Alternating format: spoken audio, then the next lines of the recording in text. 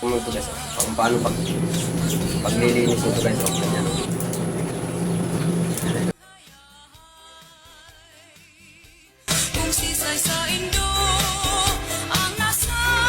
Ito naman yung sangkap po guys sa pagluto ng daon ng libi-libi.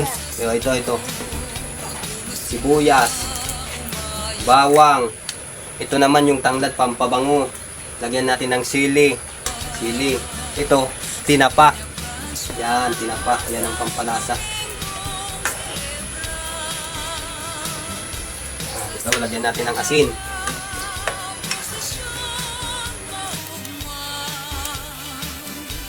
Samahan pa rin natin ng pampalasa. Yan.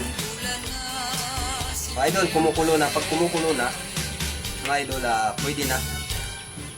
Pwede na nang ilagay ang ilalagay ko na.